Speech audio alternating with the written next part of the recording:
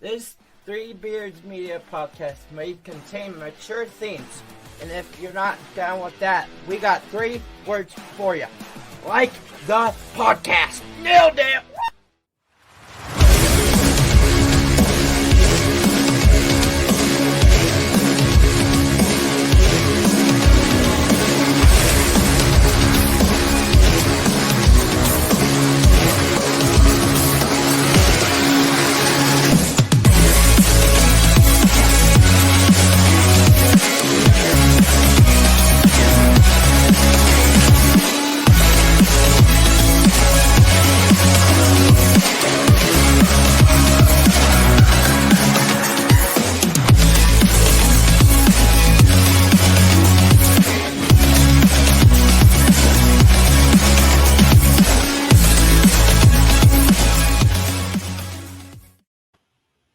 Good evening. Welcome in, everyone. We're live from the Gravitate Co-working Studio for Hawk's Eye View, episode 16. Co-host Andrew Barber with your co-host Drew Shipley. Sponsored by Revelton Distillery and Kyle Lehman at Wintrust Mortgage, as always. Huge shout out presented by Three Beards Media as well. We're here on a Wednesday evening because tomorrow is Turkey Day, Thanksgiving Day. So hopefully you're all spending that with your families and enjoying time with family and friends and whoever you spend the holidays with. Drew, what's your favorite part of Thanksgiving? It's the football, Andrew. Okay. I love the history of the Cowboys playing and the Lions playing on Thanksgiving Day. Mm-hmm. Just so historic. Obviously, the food comes, with it, right? Yeah. I think I really pissed Jenny off this year. That What'd you do? We outvoted her 2-1. We are going with a ham for Thanksgiving tomorrow. We are not doing a turkey. Gotcha. My family, I don't know exactly what's on the menu tomorrow. I'm just gonna show up and eat whatever grandma's cooking tomorrow, whether it be turkey, ham, chicken. She might make her famous ham balls, which I would call meatballs, which have ham in them, but beef, sausage, whatever. My grandma's going to make an array of things tomorrow, and I'm going to eat it, and I'm just going to enjoy it, basically. So, and then on Friday, sharing it with some other family as well. So I'm just going to show up and eat food. I don't really care what's being served. That's my perspective on Thanksgiving. I just am going to enjoy the time with family and eating food. So hope everyone out there listening is doing the same. Yeah, Andrew, so we're kind of like in between, right? So we don't have any family out here in Maryland, obviously. Mm-hmm. And I'm kind of one of those things like I would rather host or be hosted. Like one side or the other. We are making all the things, but just for our immediate household, right? So like Perfect. we're doing all the work, but just the 3 of us. Like I would rather host some friends, of some sort or whatever, or be hosted. But like at the same time, it'll be nice to lay low key because we're going to New Jersey on Friday morning. We're going to the Jets Dolphins Black Friday game. Ooh. Jenny's a Jets fan and Jonathan is a Dolphins fan. So we have a house divided come Friday. And yeah. The Dolphins come here to play the Commanders the following Sunday. So we're going to see Tyreek Hill light it up twice in 9 days. Probably. Yeah, probably. So that sounds good. Speaking of lighting it up, we've got Iowa-Nebraska. They're going to light up the scoreboard. Over under 25.5. It's the annual Black Friday game. It starts at 11 a.m. It's a CBS game. I believe it's Iowa's second CBS game of the year. Probably their final one, I would imagine, unless I don't know what kind of bowls are on what channels, but I would imagine that the Citrus Bowl, which is looking likely for Iowa, I think that's on. It's on ABC. That's an ABC. Yeah, yep. New Year's Day ABC thing. Cool. Mm-hmm. I like that. So, Iowa's last time on CBS this year. They'll probably be on CBS a little bit more going forward with the SEC tie-in going off. But anyways, that's besides the point. over under 25.5. I thought I saw Yep. Iowa, Nebraska. Yeah. Heroes Trophy game, revenge game for Iowa. Iowa did clinch the West last week. Nebraska's favored by 2.5. Last I saw. Yep. Is that because people think Iowa's going to rest starters? I think Kirk made it pretty clear that if they were healthy enough to play, everybody's playing. There's only been a couple people I had seen that have been ruled out or not on the depth chart. Devontae Vines was one. I can't remember who the other was. Deontay Vines, Bo Stevens. Yeah. And then I think it might be a good idea to not play Logan Jones. I think Logan Jones was the other one. Yeah. Yeah. So, I mean, I don't know, Andrew. So there's an outside shot that Iowa can still play in a New Year's Six, right? And that's winning out. That's winning the Big Ten championship. You have to win that.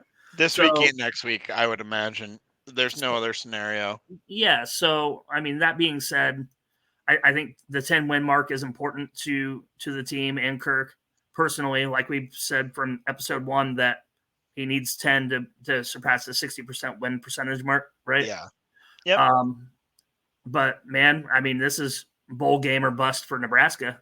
So I think it might be more towards that piece of why Nebraska's favored. More so than if I was playing people or not. Gotcha. Well, Chubba Purdy is the confirmed starter. I heard that today. Yep. So that's Nebraska's third quarterback of the season, and he can run a little bit. He's got 1 touchdown and 2 interceptions on the season. I know the Iowa defense doesn't have Cooper DeJean, but we are still a ball hawking secondary even without Cooper DeJean. So potential for turnovers on defense, I think.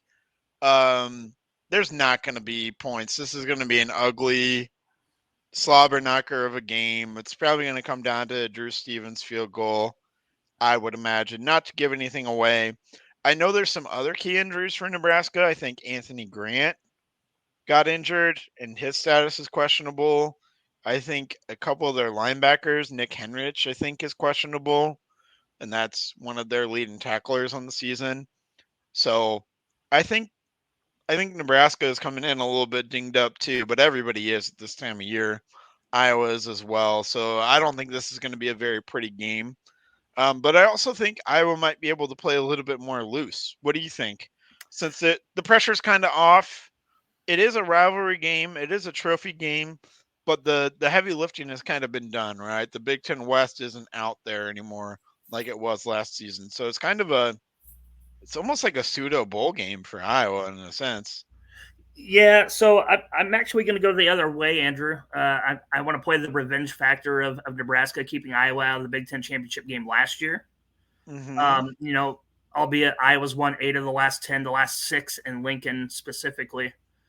So we have that going for us. And, Nebraska, their last 3 losses have all been single possession games. Overtime against Wisconsin, lost to Maryland by 3, and then Michigan State as well. Not world beaters, but I mean, Maryland took Michigan to the limit last week, right? So I don't even know what to think about Maryland, living 10 minutes from College Park, of like who that team is. But what we do know, like time and time again, is like, I don't know, they continue to lose one possession football games. Nebraska does. So the team has not learned to win yet under Matt Rule. And I don't know. I mean, all the nice things Matt Rule said about Kirk Ferentz and Brian Ferentz, and I would have hired Brian or looking to hire Brian when I was in the NFL for his 15 minutes of fame that Matt Rule was in the NFL. Mm-hmm. but I mean, also, Urban Meyer hired Chris Doyle. Chris Doyle. Yeah, I don't know why I said Greg. Chris Doyle, and he didn't even see the weight room. So, I mean, take that for what it's worth. I think it's going to be. I think it's going to be a good ball game. I think I'm going to go the other way as far as the total is concerned for once. Andrew, 25.5, historic low. And I think it's probably because of a turnover pick six, scoop and score, something like that. That puts Okay. it over. Yeah. I don't blame you for thinking that way. One other thing that I saw on Twitter was every time Iowa's won the Big Ten West, they have beat Nebraska. Oh, So we've won the Big Ten West.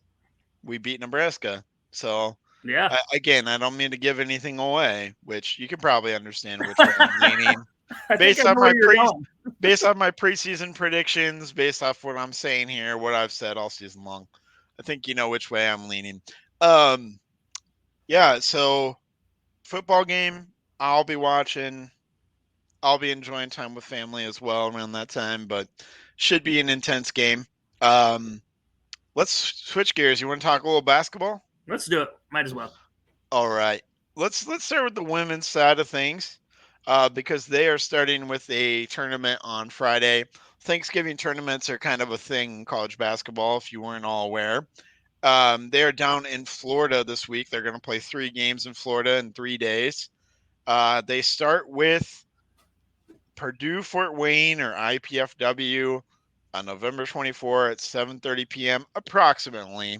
There's a game before them, you know how that goes if it runs over. So maybe a little bit later of a tip. But the real intrigue here for me is who's on the other side of the bracket, and it's the Kansas State Wildcats, who went into Carver just a little bit ago and played Iowa, beat Iowa at Carver. They beat Iowa last year.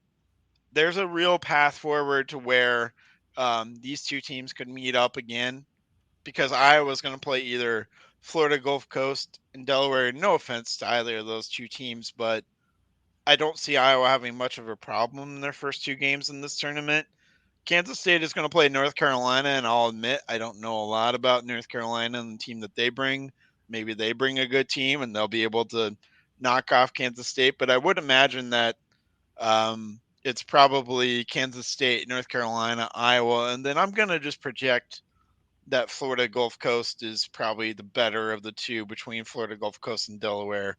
So I would imagine Iowa, Florida Gulf Coast, and then Kansas State, North Carolina are your semifinal matchups. And then the winner of that K-State, North Carolina game will probably play Iowa. Either way, I think if North Carolina beats Kansas State, then that would become a good win for Iowa if they were able to beat North Carolina as well. So either way, I think Iowa's going to get a quality opponent in that final game. So what are you looking forward to in this tournament, 3 games in 3 days for the Iowa women? When we preseason previewed the women, Andrew, I don't recall the teams that were in this tournament for Thanksgiving, right? So Yeah, I overlooked that when we were doing our preseason predictions. So we don't have enough women's games predicted, so we can just make our predictions now. But I'm gonna go ahead and tell you that I'm gonna predict the Iowa women to win their first 2 games for sure. I think Iowa actually revenge in the final against Kansas State. Like I just think it's going to happen. Like there's no way that Kate Martin and Gabby Marshall combine for 2 points again. Like there's no freaking way. I think Hannah Stolke maybe learned a thing or two in the previous game to stay out of foul trouble. And with that being said, what was it, only a 5-point game? Still lost by 5. So I mean, all those things aren't going to happen again, Andrew. Like regardless of what game we play the rest of the season, they're not combining for 2 points. Hannah Stolke is not going to be in foul trouble all the time. Like it was a perfect storm for Kansas State to knock off Iowa in Iowa City. So I do not see that playing out that way again. A lot of that was K-State mucking the game up, just making it a physical, grinded out battle, which is kind of what they do. Mm-hmm. That's sort of their style. But I'm with you. I don't see that happening again. I think Iowa's winning this tournament. Whether the real thing I don't know is who they're going to play in the championship, because again, I don't know anything about the North Carolina women. I'll go ahead and project and say we get another shot at Kansas State, because I think that's the intrigue. That's the fun factor for all of us as Iowa fans, right? We kind of want another shot at Kansas State. I'm sure the team does too. I'm sure Bluter, Caitlin Clark, Kate Martin, Gabby Marshall, all those, everyone on the team probably wants another shot at Kansas State if they can get it. They'll say all the right things, as they go through this 3-day adventure down there. But I think deep down they probably want another shot at Kansas State. I didn't see the AP poll come out Monday. Did I assume Kansas State was ranked now? Because they were undefeated prior to. Let's check on that. AP poll, Iowa remains at 5th. Kansas State has worked their way up to number 16. And rightfully so. At 4-0. North Carolina, 4-0 as well at number 18. Oh, there we go. Okay. So we are likely getting a ranked team in that final game for Iowa, regardless of who wins, unless something funky happens with Kansas State and North Carolina both losing. I don't foresee that, but it could happen. You never know. There's been parity in women's basketball. I don't really see it, but 2 ranked teams going off against each other there. And so Iowa versus whomever in the championship game will be a ranked matchup. So it's going to be a quality win for Iowa if they're able to pull off all three wins. Sure. The third win will be a quality win, I would imagine. So, did you happen to see Caitlin Clark on the Manning Cast Monday night? I did. I thought that was really great. She was really into it.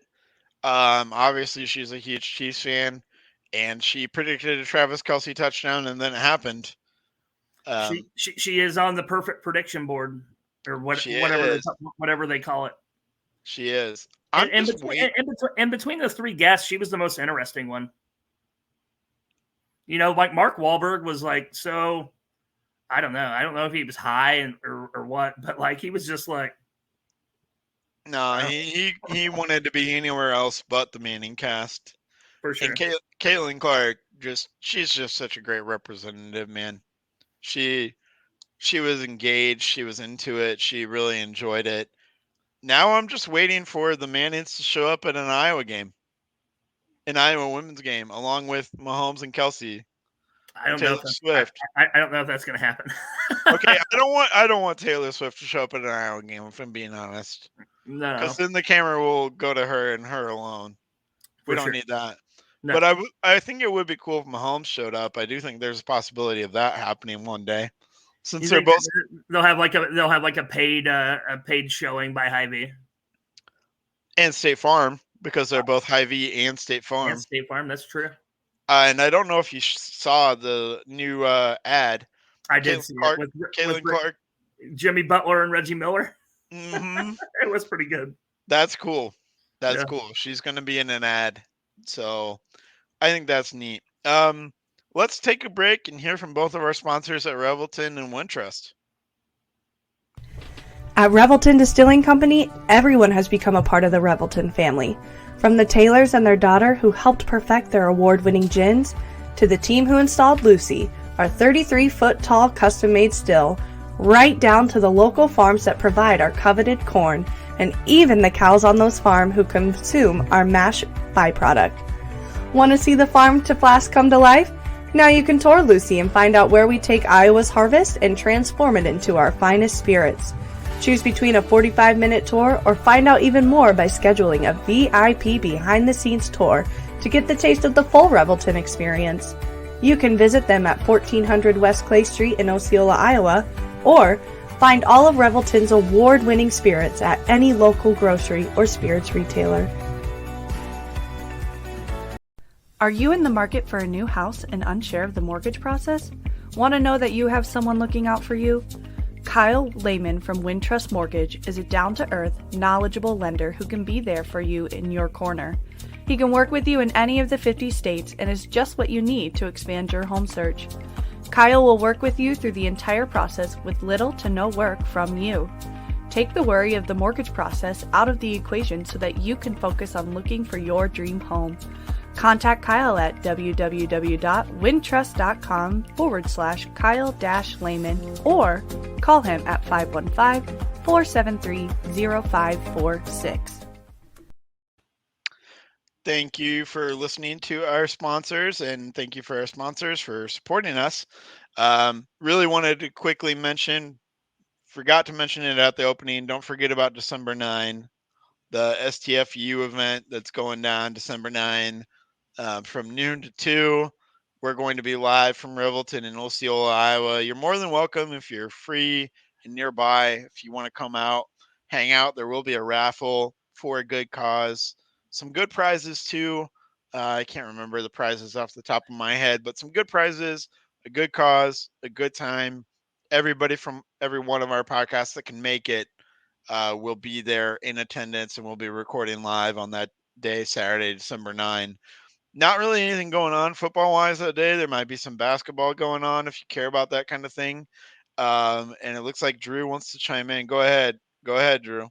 There is most definitely a football thing that happens December 9th, Andrew.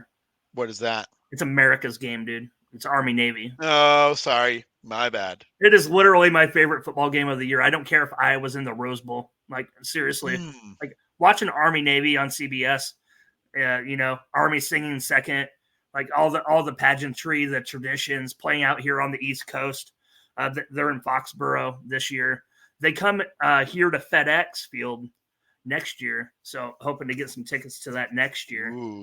Still being out here. So I wanted to correct you, Andrew, that there is a football thing happening December 9th.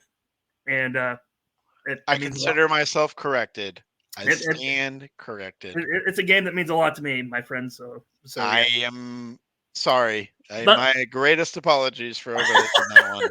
No, I'm not mad. It is a great event. It is a great event. Oh, I love it. I hope it's not going down the same time as our event, because I certainly would like to actually watch that. So my question, like, I don't remember what time is it, and do we have like a time slot, Andrew, that we, as the Hawk's Eye View, are going on live? Great questions. I'll have to connect with Chris Shipley after we get off to know all that. I do know that the event is planned from noon to 2 on that Saturday. Shoot, we'll be good. I think, yeah, Army-Navy usually plays 2:30, 3 o'clock or something like that. That's what I thought. It was an afternoon affair. So yeah, noon to 2 Central Standard Time is when that'll be going down.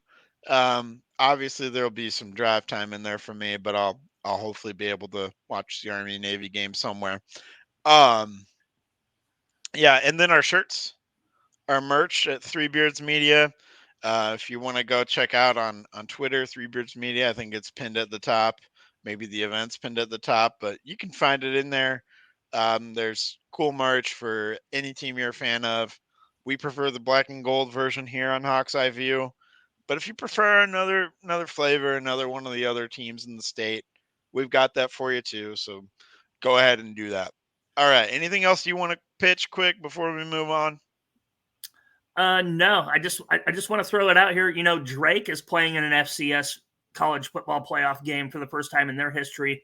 So good luck to Drake. So get your Drake gear too, right? We got white and blue. Three Beards Media merch. So get your Drake gear too. And you and I mean, they put up a great first half against North Carolina today. I was watching that while I was working from home. Shot like 66% in the first half, and then North Carolina, Hubert Davis and company came back out, and they lit it up, man. It was it got ugly there in the second half. But don't forget our FCS brethren as well. Purple, gold, blue, and white. Great schools as well. So yeah. Good call out there. Let's move on to some men's basketball, because they have a tournament going down on Thursday and Friday. They're in San Diego. It's the Rady Children's Invitational. All proceeds go to the Children's Hospital that I believe is located in San Diego there. So what better team than Iowa to be representing a tournament that all proceeds go to a Children's Hospital? I think that's a good event. I think it's the first year of the event as well, too. San Diego, that's a nice destination for a Thanksgiving holiday. And Andrew, San Diego is my favorite place to visit in the country. Really? It is absolutely beautiful. Have you ever been? Yeah, I was actually there when I was 12 years old, but that's the only time I've ever been. And you're right, it is nice. The weather's nice. The people are nice. Yeah, it's just a really great place to live. For sure. An expensive place to live, though. You better have some money if you live in San Diego, California. That's why for me it's a nicer place to visit rather than live, because I don't know if I could make it out there with how expensive everything is, but it is a very nice place. So Iowa's got their first game tomorrow. Maybe you've had your turkey, all your food at 2 p.m. Central Standard Time. They're tipping off on FS1 against Oklahoma, who's 4-0. Unranked Oklahoma, unranked Iowa as well. Um, but this Oklahoma team, they're a decent team. They have Porter Moser as their coach. You might remember him from the Loyola Chicago run. Yep. So they're decent coached, and this might be kind of a make or break year for Porter Moser as well. Really needing to probably break through and make the big dance. And ESPN's got this as a 50-50 matchup. I think it's kind of a 50-50 matchup as well. I would lean Iowa. I think Iowa is the slightly more experienced team.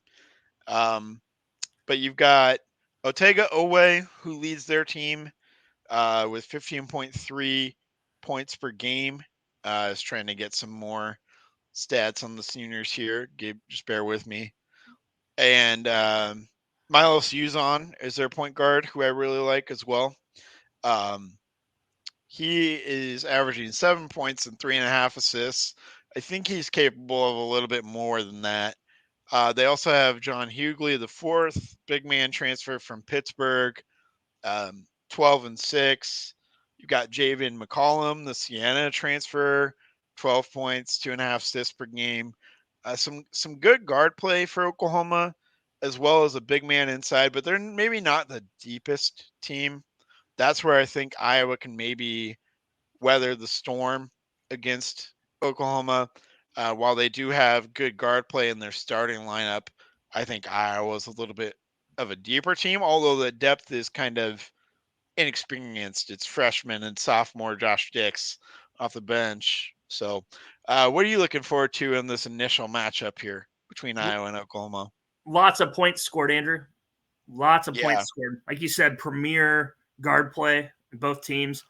Lots of points because Iowa in the Fran McCaffrey era gives up a lot of points and they score a lot of points, especially in non-conference.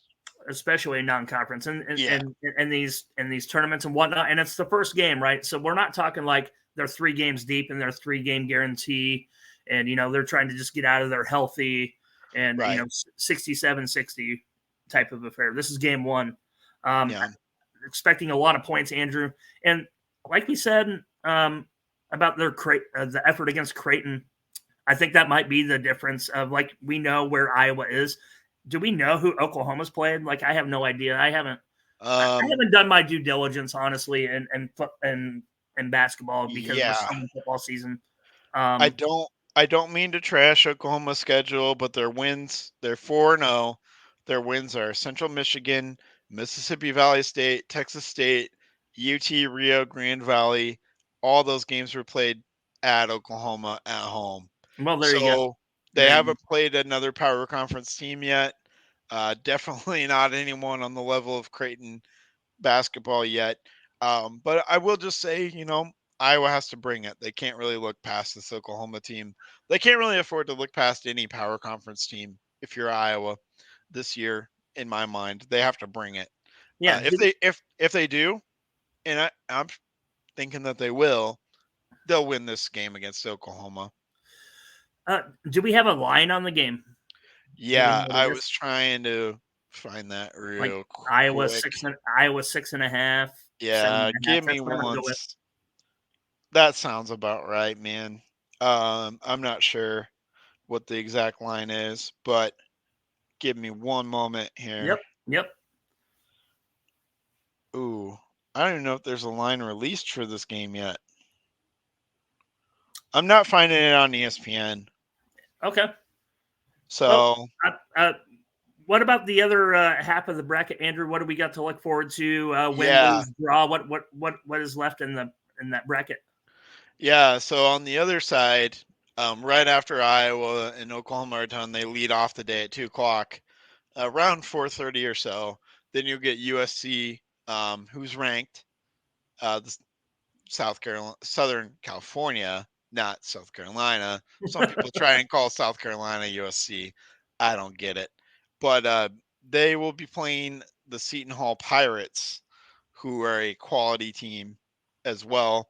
But a lot of expectations for USC. They've already taken a loss. Bronny James is on the roster, but he's not playing. They took a loss to UC Irvine at home by 10 points. So a little bit of a stumbling block. They did beat Kansas State in their opening game, and I thought that was a decent win because Kansas State is a decent team. You want to talk about guard play, though? USC has significantly better guard play. They have Boogie Ellis, who's a 4-year player, averaging 21, 4, and 4 on 41% shooting from three, 47% from the field. Free throw might be a little bit of a weakness for him, 68% so far this year. But man, he can create, do whatever he wants. They have a 5-star guard in Isaiah Collier, who's averaging 21 points per game as a true freshman. Kobe Johnson on the wing, who's back. Looks like he's played 2 games, so maybe there's an injury there to Kobe Johnson. Hopefully he's playing, though, because I'd like to play this team at full strength because I think this is going to be a high-quality matchup. And it's a little bit like Oklahoma, but a more superior version with the USC Trojans, where they're not an extremely deep team, but they're a very talented team at the top. I would argue that USC is more talented, but a younger team too. Like they have Boogie Ellis, who's kind of their veteran, and then the rest of those guys that are on that team, they're a little bit more young, inexperienced. I'm kind of thinking they'll come along later in the season, like I said in our season preview. I think it's going to be a great matchup, though. Absolutely. I think the whole tournament's going to be, Andrew. And I looked up on DraftKings here. I do have a line on Iowa, Oklahoma. We have the wrong team favored, Andrew. Oklahoma. Ooh. -1. Oh, wow. So basically a pick 'em. Basically, yeah. Yeah. In fact, there's not even a pick 'em offered on DraftKings. Not even a money line offered. No. All right. Well, Iowa +1 it is. That's right. Yeah. Because Iowa +1 it is. So, yeah, Iowa certainly wouldn't be favored in a game against USC. Maybe they would in a game against Seton Hall. Maybe I'm underestimating Seton Hall, but I don't think so. So I'm thinking Iowa, USC are going to play for this championship. And look, I called my shot before the season. I don't see any reason to back down now. I'm gonna say Iowa beats USC and wins this tournament in San Diego. Man, I don't know. I think in my season preview I said loss to USC. Yeah, let me pull it up. I got my spreadsheet somewhere. I mean, Elite 8 team at least last year, if not Final Four, right? Or am I thinking 2 years ago, 2021? Yeah, you're thinking a couple of years ago, maybe. Yeah, 2021, where USC and UCLA were both. Both we both had Iowa Creighton as a loss. You had Seton Hall / USC because we couldn't predict, but we really think it was USC. I said win, you said loss. So we're sticking true. We're sticking true to our preseason predictions. Yeah. Which is okay. I'm not going to be surprised if I'm wrong. I just think it's kind of a quality. I was playing a tough non-conference schedule, and I appreciate that they're doing that. They have a lot of good non-conference opponents between Creighton, this tournament, and Iowa State. I appreciate that they're playing like 4 Power 5 opponents in their non-conference before Big Ten play. I think that's good. It gets you prepared for that later season stretch, but you need to pull out a win. I don't know if Oklahoma would be a quality win. Maybe. Depends on what they do in the Big 12, but I don't think so. I would assume it is, Andrew. It's a Power 5 team in the Big 12, which widely considered the best conference in basketball, right? And they're the favored team. Like, I don't see how that would not translate into a quality win. Yeah. Well, let me just pull up Ken Palm real quick here. All right. I like it. Because I'm curious where these two teams are at in Ken Palm. Oklahoma is 26 in Ken Palm. USC is 33. Iowa is 37. Interesting. Where's Seton Se- Hall? Seton Hall is 53 Okay. in Ken Palm.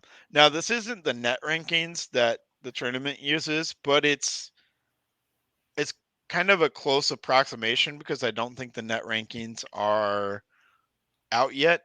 They're Give me one. incomplete. They're incomplete. They're incomplete. Yeah, they have Yeah. incomplete data to make anything. It's like Yeah. college football playoff. Yeah, they wait until later in the season Yeah. to start actually releasing the net rankings. But I do think that if Iowa were to go 2-0 in this tournament, it's likely 2-0 in the quad one because of it being on a neutral court. The teams just have to be in the top 50 of the net for it to count as quad one because of the neutral court setting. Right. Right, and top, it's top 30 at home if I remember, and top 75 on the road. Is that right? top 75 on the road. I thought home was top 25, but you might be right about top 30. I'll double check that, but I think I think it might be top 25. It might be Because I think it's separated into quads of 25, 25, 50, 75. Sure. Anything below that is quad 4. Sure. So, but it would be very important to come out of this tournament with 2 quad 1 wins. I think that'd be an excellent outcome for Iowa for sure. Yeah, I find it weird that when the AP poll came out for the men that they didn't have a single vote. Iowa? Yeah, I mean Drake had one. Yeah, with the way that they played against Creighton, you thought Yeah. maybe it would open at least a few people's eyes to at least get a vote. One or two. Yeah, I would think so. Yeah. Well, I can tell you that if Iowa comes out of this tournament 2-0, they'll definitely have a few votes. Yeah, they will. I would imagine they might even sneak in. Who That's knows? True. Yeah, that's true. So we will see. But I'm predicting a 2-0 record for Iowa in this tournament. So we'll see where that ends up. But it's really more about where you end up at the end of the year. I really want those quad 1 wins. Stacking those up now would be awesome. Oh, for sure. No doubt. All right. With that being said, anything on any basketball related subject before we give our football predictions and call it a night? No, man. I look forward to seeing how it all pans out for the men and women over Thanksgiving weekend. So let's just hope it's a clean sweep, man. 5-0, right? Combined. Let's do it. Let's do it. Yeah, let's do it. Let's go 6-0. Let's go clean sweep across football and basketball. Iowa is going to beat Nebraska in Lincoln. The under is going to hit, Drew. You're saying over. I'm going to pick the under. Iowa 9, Nebraska 6. So are you saying touchdown missed extra point, or are you saying 2 field goals? 3 field goals for Iowa, 2 field goals for Nebraska. I think Chuba Purdy is going to find a way to get 1 touchdown. Just 1. Okay.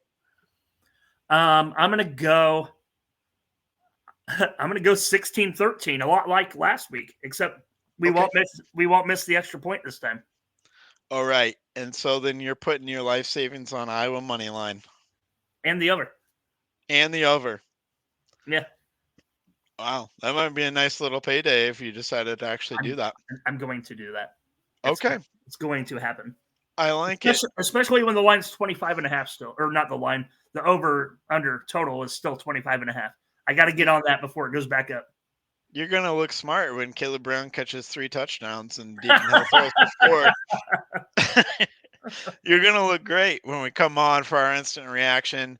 We'll think about our instant reaction podcast, since I know you and I are probably I'm definitely spending time with family, so I don't know if we'll get to it right away on Friday, but and I'm in New York at the Jets Dolphins game, man. So we're probably we're probably looking at maybe a Saturday evening, Sunday morning type situation. Yeah, we'll probably see y'all back on Saturday evening late or Sunday morning early. We could do Sunday and include the basketball games. Oh, that might be great.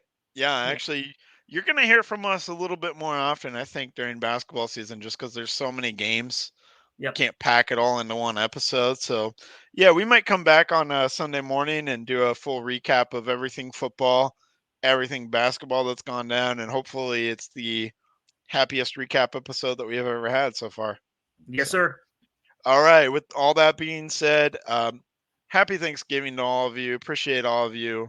Go find us when you're on your Thanksgiving drive on Apple, Spotify, YouTube, Facebook, Twitch, wherever you want to go. We appreciate you listening as always. We appreciate our sponsors as always. Thank you all. Happy Thanksgiving and go Hawks. Go Hawks, baby. Let's go.